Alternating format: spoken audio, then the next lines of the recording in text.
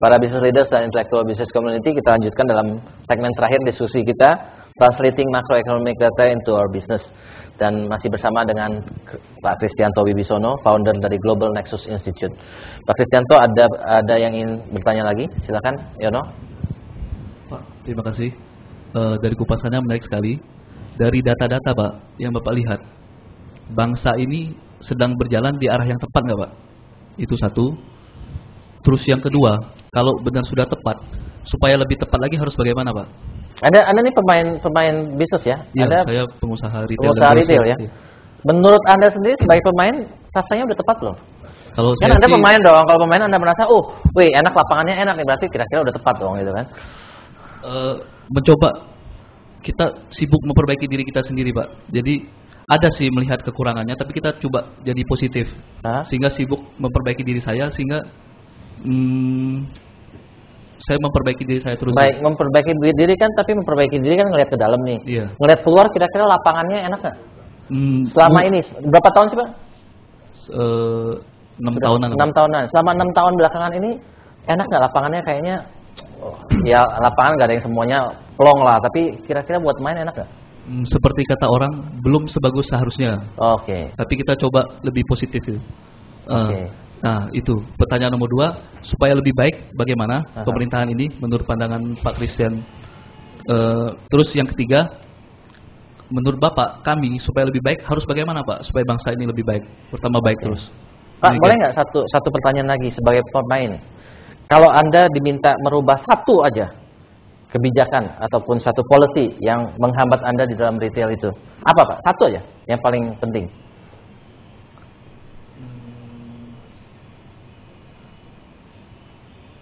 Menurut saya ada ruang, semua sistem harus jelas, tolak ukurnya semua harus jelas, semua transparan itu. Jadi semua fair, diperlakukan secara adil. Jadi merasa ada yang tidak fair lah. Semua dalam kebijakan semua menurut saya seperti itu secara luas. Perpajakan gimana, Bos? Dari kacamata saya, menurut saya pajak nggak masalah kalau benar fair, kita oke aja, nggak masalah. Terima kasih, Pak. Thank you.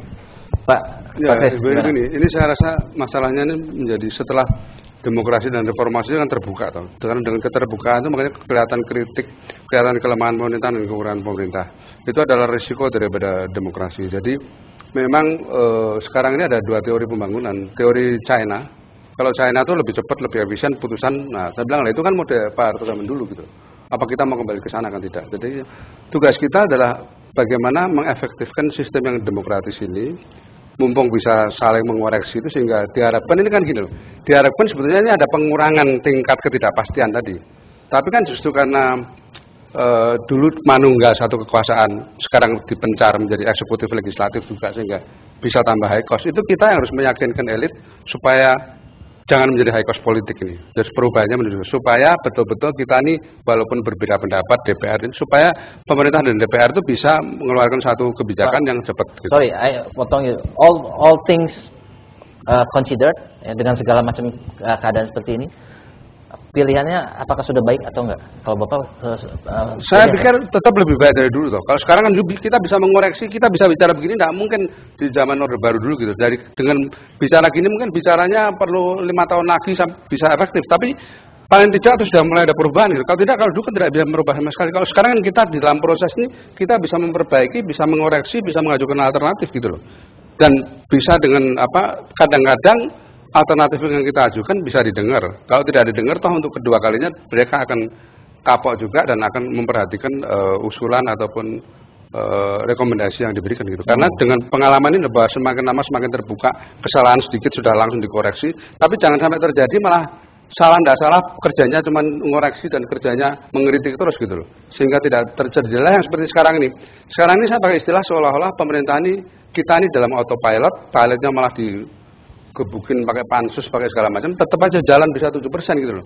Nah kalau pesawat ini dikemudikan dengan baik, dengan tadi dibilang kepastian hukum, yaitu kepastian regulasi, itu pasti kita bisa tumbuh double digit gitu. Jadi menghilangkan yang tadi loh, penyakit-penyakit yang legislatif mosok benar sendiri, pinter sendiri, padahal belum tentu benar, hanya karena politisasi daripada masalah-masalah ini. Jadi kalau kita pertimbangkan kita harus bagaimana kita gini, mengefektifkan proses demokrasi ini untuk menuju kepada perbaikan regulasi dan kebijakan yang lebih sesuai dengan aspirasi masyarakat. Dan saya rasa kalau kita pertahankan ini akan menuju kepada perbaikan lah di dalam proses. Kalau tidak, kita tidak akan kembali ke zaman di mana hanya satu suara yang benar yang itu gitu. Pak Kris, kan ada dua hal nih. Satu, didengarkan ya didengarkan. Antara didengarkan dan dilaksanakan ada beda nih, ya kan?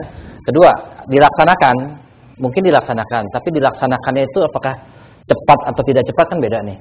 Nah, menurut Pak Kris gimana? Ya, sekarang ini gini, masalahnya juga karena policy tidak bisa diambil hanya oleh eksekutif. Eksekutif menunggu legislatif. Legislatif ini harus diyakinkan. Nah, legislatif ini meyakinkan legislatif kan soal kompromi-kompromi politik lagi. Contohnya beginilah, kalau masalah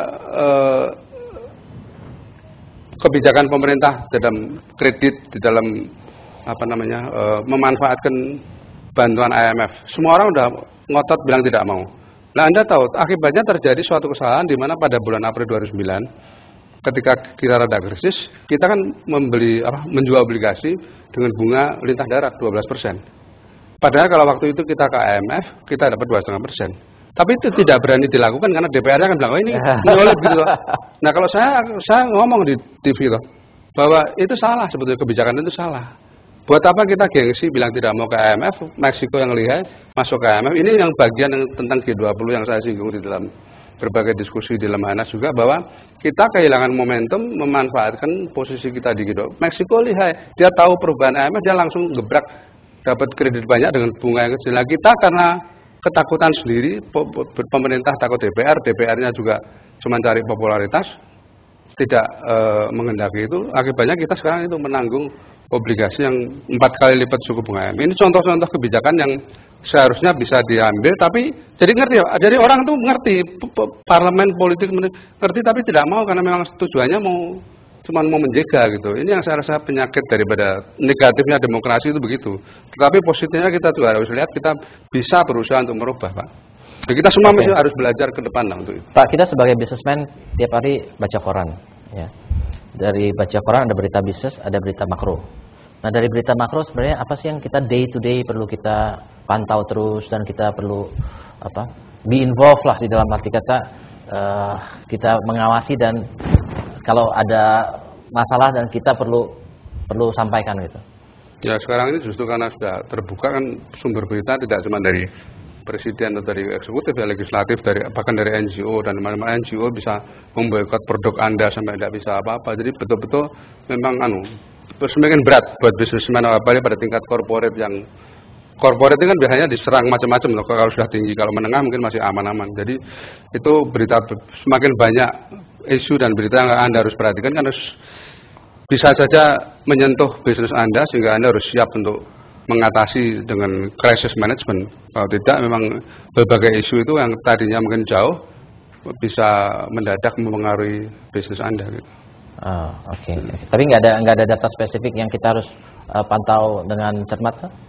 Ya, artinya gini lah, setiap isu itu bisa saja mempunyai kaitan dengan ekonomi di bisnis atau sama sekali tidak berkaitan, pure politics. Tapi ya pure politics kan juga akhirnya ultimately akan mempengaruhi. Kalau politiknya itu bisa mengambil kebijakan, ya akan mempengaruhi Anda gitu. Jadi memang antara makro dan mikro ini sekarang ini kalau sudah globalisasi, dan terutama untuk big business dan untuk orang yang bisnisnya terkait dengan market yang sophisticated, tentu harus memperhatikan praktis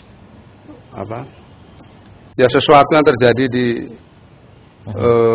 bisnis ini, tetapi memang harus dipilah-pilah gitu loh. Nah, kita di website kita globalnexus.com ini kita mengusahakan supaya ada pilihan-pilihan dari informasi yang kita anggap perlu diketahui gitu. Jadi itu kan informasi sebanyak kita saring dulu gitu. Oke. So kalau everyday buka punya website aman lah Pak ya. Ada bukan hanya data tapi the interpretation juga, maksudnya. Ya, ada editorial, ada berita-berita dari luar yang mungkin tidak sempat terbaca, tapi menurut kita bisa mempengaruhi gitu. Jadi itu. Apa? www.theglobalnexus.com. Theglobalnexus.com. Theglobalnexus.com. Ya. Dan nanti tanggal 20 Oktober kita akan menyelenggarakan acara mengundang pembicara. Ini membicarakan masalah model China Indonesia, perbandingan model China dan model Indonesia. Itu nanti rencananya Pak SBY akan membuka dan Menteri BUMN akan bicara mengenai kekuatan BUMN dan saya akan bicara mengenai kekuatan konglomerat sekarang ini dan asing sampai di mana perbandingan tiga kekuatan itu dalam konteks menuju target-target 2014-2015. Siap enggak kita untuk menghadapi sebagai Indonesia Incorporated, kita siap enggak menjadi ujung tombaknya ASEAN Incorporated, memimpin ASEAN gitu. Kalau enggak ya kan Bapak bicara ini Pak. Kan Bapak kalau dalam penjelasan siap enggak Pak? Kesimpulannya kita kalau saya dari dulu kita bilang kita harus siap. Kalau Anda merasa tidak siap ya susah gitu loh, harus ditinggal. Enggak, itu kan harus siap. Kan harus siap sama kenyataannya kita siap atau enggak. Kira-kira sudah siap nggak Pak? Kesimpulan. Loh, kalau saya sudah siap lah. Kalau sudah siap dibicara di mana aja, di apa namanya? Sebab memang apa namanya? Kita tidak harus merasa minder dengan yang lain. Nah, kita bisa lah. Cuman gitu. Secara individu secara ini bisa, tapi tadi kalau sudah menyangkut policy dan makro itu kelemahannya di situ loh. Ini Indonesia ini lu gue semua, jadi tidak bisa bersatu sampai Indonesia Incorporated yang belum ada terus terang aja semangatnya. Ini harus digalakkan supaya kita merasa bangga kalau ada kekuatan Indonesia yang bisa masuk tingkat regional, tingkat global lah, memimpin ASEAN, memimpin dunia gitu. Oke, terima kasih Pak Kris karena waktu kita harus kita rangkum. Jadi buat para business leaders dan intellectual business community, kita tadi membicarakan tentang apa sih data-data makroekonomik ataupun situasi makroekonomi yang bisa mempengaruhi bisnis kita. Seringkali kita sebagai pengusaha mikro mungkin tidak begitu peduli tentang makro ya, tentang apa yang terjadi di makro ataupun data-data makro, ataupun kalaupun kita peduli mungkin kita kurang bisa membaca apa artinya itu buat bisnis kita. Hari ini kita coba untuk membahas hal tersebut dan kita bisa melihat bahwa hal-hal makro bisa mempengaruhi bisnis kita ya. Tadi kita juga membicarakan bagaimana policy termasuk policy redenominasi itu bisa mempengaruhi juga reaksi dari masyarakat ya. Dan kita juga melihat komentar dari Pak Hari Darmawan tentang sebagai player memang mungkin mengharapkan itu terjadi, tetapi mungkin secara makro itu menjadi satu permasalahan karena kita deal dengan berbagai level dari masyarakat. Dan kemudian tadi kita juga bicarakan bagaimana ya dari segi pemain melihat adanya banyak ketidakpastian itu buat pemain lokal. Pemain lokal aja masih merasa banyak yang tidak pasti, baik yang abu-abu. Bagaimana kalau kita berbicara tentang Indonesia, kita buka untuk foreign investors. Foreign investor itu akan bingung ya dengan kondisi Indonesia. Satu pihak itu bagus karena itu berarti mereka akan berpartner dengan orang Indonesia, Pak. Tapi on the other side juga membuat orang lain pikir ya kita cari yang jelas-jelas saja lah gitu ya, sehingga itu tidak akan memberikan stimulus ekonomi buat Indonesia dengan foreign investment. Masih banyak hal-hal yang tentunya buat kita para pelaku bisnis mikro ini yang harus kita pelajari dan kita cerna, karena seperti Pak Kristianto katakan, makin hari makro dan mikro ini makin menjadi satu, makin erat sekali hubungan antara pelaku bisnis dengan government ya, karena itu menjadi dua faktor yang bukannya dari dulu juga menjadi satu Pak ya, tetapi makin lama sekarang makin harus bersinergi. Karena kalau dulu satu menganggap itu sumber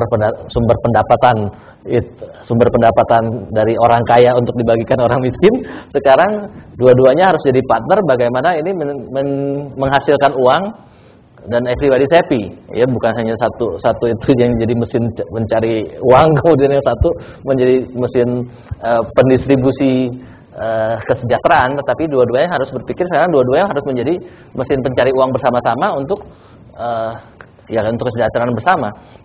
Jadi demikianlah kesimpulan dari diskusi kita hari ini, dan kita from time to time kita tetap harus berusaha untuk makin mengerti tentang kondisi dari negara kita, kondisi makroekonomi, karena seperti Pak Kristianto katakan juga bahwa kita sebagai businessman ini kalau kita tidak mulai melihat ke arah sana, maka kita tidak bisa menjadi satu untuk menjadi businessman Indonesia yang bisa bersaing secara global.